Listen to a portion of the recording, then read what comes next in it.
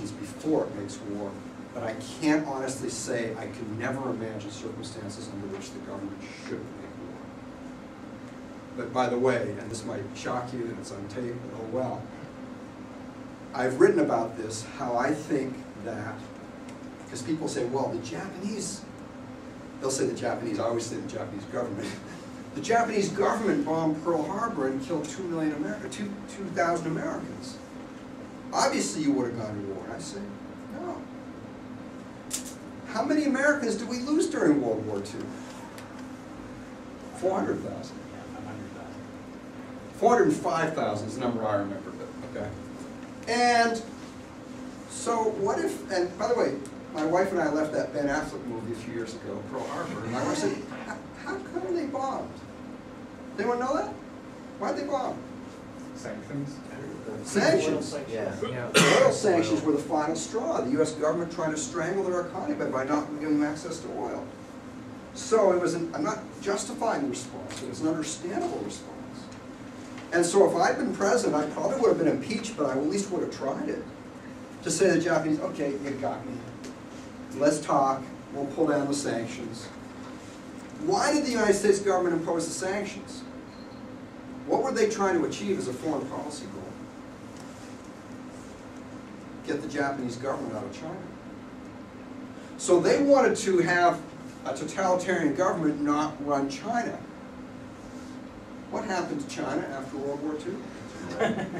They got a totalitarian government for a long time. So I think there's a strong case for avoiding almost all wars, but I can't honestly say I'm a pacifist. That was a long answer, but yes? Do you see the popular sovereignty protests in Egypt as changing the Middle East picture at all that as we're painting it? Possibly. I don't know enough. I don't buy from what I've seen this idea that the Muslim Brotherhood is behind it. It seems to me they're like the standard politician who says, I see where people are going, so I want to get in front and lead them. They missed the first big day of the demonstrations, for example. So I'm a little more optimistic about those people than many of the foreign policy establishment are. But it's hard to say. What I would say is I think there's one clear-cut policy. It's not for President Obama to say, I'll take this side, I'll take that side. It's for him to shut the hell up. And quit subsidizing. Quit giving them $1.5 billion a year, which they should have quit anyway. So, you cited the interventionist foreign policy of the U.S. as a reason, as kind of the primary reason for terrorist attacks. But what if the situation was that drawing a picture of, an ironic picture of Muhammad was sufficient grounds for terrorist attack, or if supporting a country that educates its people to university education level far more than other countries in the Middle East was sufficient grounds for terrorist attack, or allowing religious groups from different religious groups to coexist peacefully, if that was enough for a terrorist attack. If these things were all that it took to piss these people off enough to attack us, yeah. Would that change your perspective on whether or not we need to be aggressive with them? Yes. But my strong sense of the evidence is that's not the main thing. Yes, you can have, you can have that thing where that person was assassinated in the Netherlands, for example. But I wouldn't want to change a whole society over one assassination. If you look at, there's a guy at the University of Chicago named Robert Pate who has a database of every single suicide attack in the last 30-some years. And virtually all of them are responses to the kinds of things I'm talking about. But the reason that, in the first place, the reason that these conflicts arise is in defense of values that we have, such as supporting peaceful coexistence of religious groups, self-determination of the Kurds, for example. These issues are what put us there. And if they respond against us, then it's part of those other issues like free speech or allowing women to express themselves sexually. Those things are, if they're also in the picture and they're also there. I just don't think that's the motivator, is what I'm saying. It's not just that we say have freedom of religion here. It's that the United States intervenes in those other countries and picks sides, and that upsets the people whose side isn't picked. I don't know if any of you heard of a guy named Michael Scheuer, who just had a book come out on Osama bin Laden. He was on the O'Reilly Factor last night. He was the CIA guy in the 90s whose job it was to get bin Laden. His new book is on bin Laden. I talked to him at a conference recently. He said he's read everything bin Laden's ever written or said.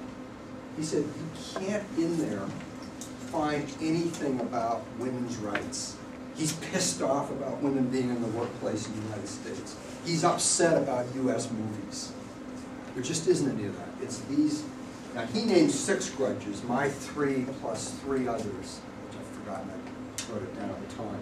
But the point is, it's all of these foreign policy things the US government is doing.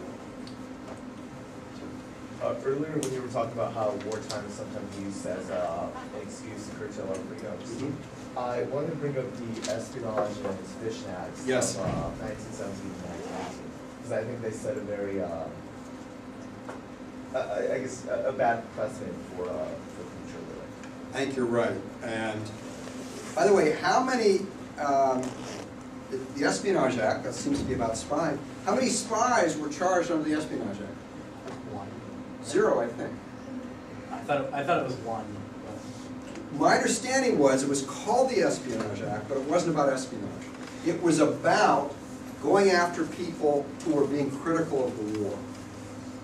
And this guy who did a movie, a movie where he went after the British, and of course the British was the big ally in the First World War.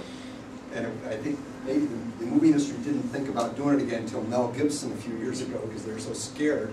He went to prison for a bunch of years. And the law was used against one of Wilson's political opponents, a guy named Eugene Debs. Eugene Debs had run against Wilson in the 1912 election and got a lot of votes. And Debs went around criticizing the war and criticizing the draft on constitutional grounds. He'd actually read the 13th Amendment, which says neither slavery nor involuntary servitude except as punishment for a crime shall be imposed. Here's what a lot of people, 2 things a lot of people don't know. When Debs was finally sentenced, he hadn't gone to prison yet. When he was finally sentenced, the war had already ended. And people were pleading with Woodrow Wilson to let him out. Come on, let him out. And Wilson said no. Who freed him? President Warren G. Harding, one of the best presidents of the 20th century. And read his record sometime.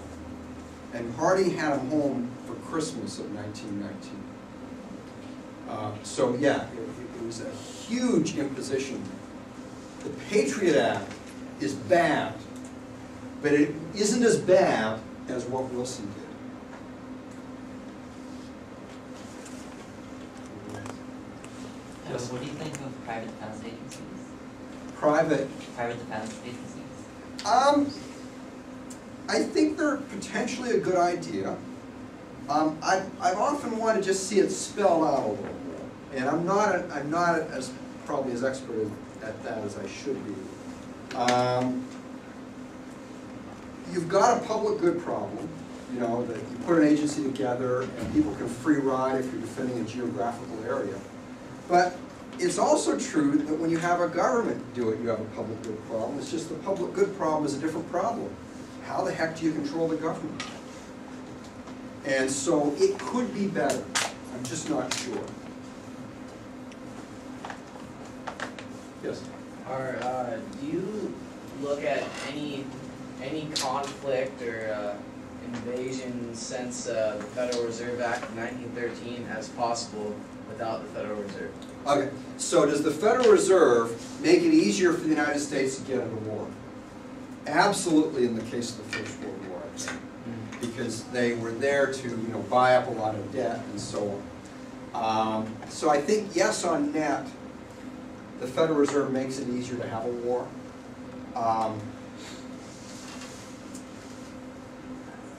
I think Ron Paul overstates that, but I think he overstates it a little. I think he's He's basically right.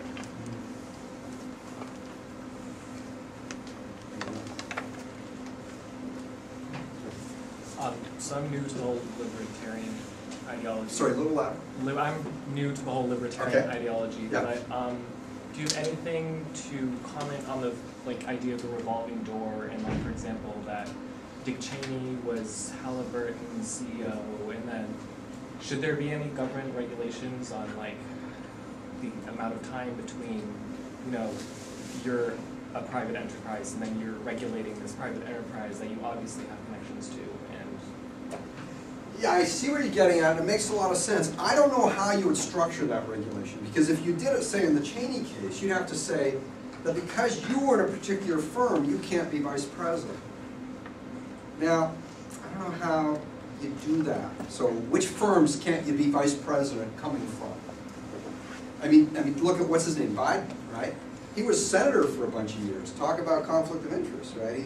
He's in the whole federal system, so I don't know how you would do it. Now, the other way is easier. Once you've been a politician, you could have a number of years before you can lobby the various agencies. That's plausible. And they've had some rules like that. They're like Swiss cheese, I think, with a number of loopholes, but they've had some rules like that. By the way, I'm not a big fan of Cheney, to put it mildly. But one thing I think people have been kind of careless about with Dick Cheney was they said,